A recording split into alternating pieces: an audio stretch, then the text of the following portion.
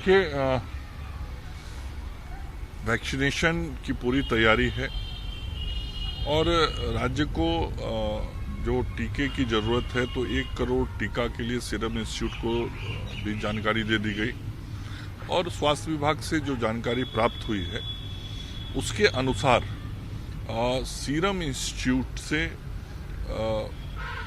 मई महीने में लगभग 11,89,000 डोज हमको वैक्सीन के मिलने वाले हैं और जो कोविशील्ड का होगा और जो कोवैक्सीन का है वह भी लगभग 4,14,000 के करीब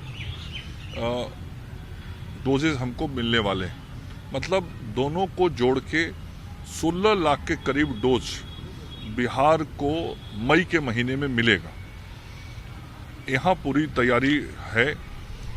जिन लोगों ने कोविन पोर्टल पे अपना रजिस्ट्रेशन कराया हुआ है उनको मोबाइल पर सूचना जाएगी कि उनका टीकाकरण का केंद्र कहाँ होगा, किस तिथि को होगा, वो जाएंगे, टीका लेंगे और यह जो राज्य को टीका उपलब्ध जब से होगा उसी के आधार पर कोविन से सूचना भी उनको जाएगी। तो मैं समझता हूँ कि शीघ्र वो उपलब्ध होगा और जैसे ही उपलब्ध हो जाएगा उसके तुरंत बाद से टीकाकरण का काम शुरू कर देंगे। रेमडेसिविर बिहार सरकार को मिला है, उसको बांटने का क्या पैमाना रखा गया है या फिर कैसे उसको हर देखिए, अभी तक भारत की सरकार की तरफ से जो रेमडेसिविर का कोटा बिहार के लिए अलॉट हुआ है तो 44,500 वायल अलॉट हुए हैं, जिसमें से 27,000 वायल बिहार पहुंच चुका है। उसमें से लगभग 20,000 वायल विभिन्न जिलों को, सिविल सर्जन को और मेडिकल कॉलेज हॉस्पिटल्स को भेजा जा चुका है।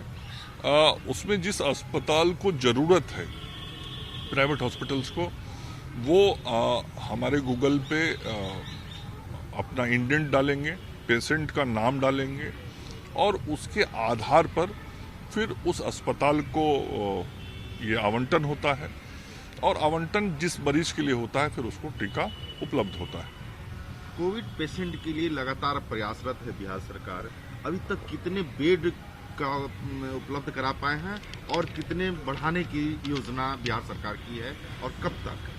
नहीं, देखिए, बेड्स लगातार हम सब लोग बढ़ा रहे हैं और अभी जब कोविड शुरू हुआ तो सबसे पहले हम लोगों ने पटना के एनएमसीएच, भागलपुर के जेएलएनएमसीएच और गया के एएनएमसीएच को डेडिकेटेड कोविड हॉस्पिटल बनाने का निर्णय किया। उसके बाद पटना के आईजीआईएमएस को डेडिकेटेड कोविड हॉस्पिटल बनाने का निर्णय किया। फिर कल जो हमारा मधेपुरा का मेडिकल कॉलेज हॉस्पिटल है, पावापुरी का मेडिकल कॉलेज हॉस्पिटल है और बेतिया का मेडिकल कॉलेज हॉस्पिटल है, इनको भी पूर्ण रूप से कोविड डेडिकेटेड हॉस्पिटल बनाने का निर्णय किया। मतलब राज्य के 7 सरकारी मेडिकल कॉलेज पूर्ण रूप से डेडिकेटेड कोविड हॉस्पिटल हो जाएंगे। साथ ही जो 3 मेडिकल कॉलेज हॉस्पिटल है, पीएमसीएच, एसकेएमसीएच और डीएमसीएच, इन अस्पतालों में भी 75% बेड कोविड मरीजों के लिए होंगे। इसके अतिरिक्त आज ही पटना के राजेंद्र नगर में 85 बेड का ऑक्सीजन युक्त हॉस्पिटल शुरू हो गया है। 30 बेड वहां और हैं जिस पर सीसीसी की सुविधा होगी, मतलब जो सामान्य कोरोना मरीजों को सुविधा दी जाती है। तो 115 बेड का वहां शुरू हो गया है। जो हमारा बिहटा के अंदर ईएसआईसी का हॉस्पिटल है वहाँ पे 50 बेड अभी काम कर रहा है और कल से 150 बेड और वहाँ एडिशनल काम करने लगेगा। उसके लिए जो डॉक्टर्स चाहिए वो हमारे डीआरडीओ सेना के माध्यम से उपलब्ध हुए हैं। अन्य जो मानव बल और चाहिए थे वहाँ सहयोग के लिए, वो सभी सुविधाएं राज्य सरकार के द्वारा दे दी गई हैं। पाटलिपुत्रा स्पोर्ट्स कॉम्प्लेक्स आज मैं स्वयं गया था। सोमवार से वहाँ भी ये 100 बेड का अस्थायी अस्पताल शुरू होगा। इसके अतिरिक्त जो जयप्रभा मेदांता है, जयप्रभा मेदांता में भी आज मैंने स्वयं जाके वहाँ की चीज़ों को, तैयारियों को देखा है। वहाँ मुझे लगता है कि 7-8 दिन का समय और लगेगा, तो वहाँ भी इसकी सुविधा शुरू की जाएगी। तो हम सब लोग लगातार पटना के अंदर भी बेडों की संख्या बढ़ा रहे हैं और विभिन्न जो हमारे मेडिकल कॉलेज अस्पताल हैं वहाँ भी बेड्स के नंबर को हम लोग आगे बढ़ा रहे हैं। ऑक्सीजन की स्थिति हालांकि बहुत बेहतर हुई है, लेकिन अभी ऐसी भी स्थिति नहीं आ पाई है कि हर लोगों को ऑक्सीजन उपलब्ध हो पा रहा है। कभी कभी एनएमसीएच की ही बात कर ले, वहाँ कल आधे घंटे के लिए ऑक्सीजन को रोकना नहीं, ऑक्सीजन कभी रुक ही नहीं सकता है। और मीडिया में ये समाचार जरूर समय समय पर पिछले कई दिनों से मैं देखता हूँ कि चलता है, लेकिन ऑक्सीजन की उपलब्धता लगातार बनी हुई है, निरंतर बनी हुई है और हर अस्पताल को आवश्यकता अनुसार ऑक्सीजन उपलब्ध कराया जा रहा है। उपलब्धता और बढ़े इसके लिए हम सब लोग प्रयास कर रहे हैं। IOCL से 3 टैंकर लिए गए हैं जिसके माध्यम से ढुलाई का काम और बढ़ाया जा रहा है। 8 नए प्लांट शुरू किए गए हैं जहां पे सिलेंडर भरे जाते हैं, रिफिल किए जाते हैं। इसके अतिरिक्त 6 कॉम्फिट के हम लोगों ने लॉरी लिए हैं।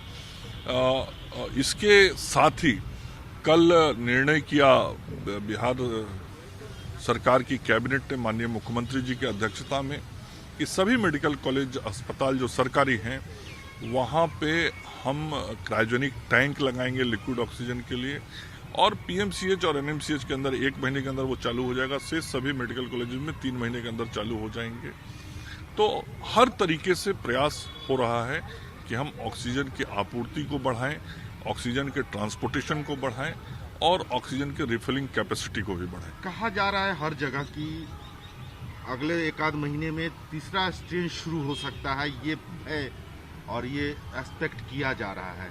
और लेकिन बिहार में पॉजिटिव कितने मामले हैं, रिकवरी दर क्या है और मृत्यु दर क्या है, ये नहीं, पिछले कुछ दिनों में जो लगातार अंतर वृद्धि हुई है पॉजिटिव केसेस में, उसके कारण हमारी पॉजिटिविटी जो रिकवरी रेट थी उस रिकवरी रेट में निश्चित रूप से कमी आया है। जहां हम एक बार 99.28% तक पहुंच गए थे रिकवरी के मामले में, वहीं अब हम रिकवरी के मामले में 77.05% पे आ गए। इसलिए आ गए हैं कि उस वक्त हमारे पास एक्टिव केसेस 300 से कम थे, आज एक्टिव केस 1,05,000 से अधिक हो गया है।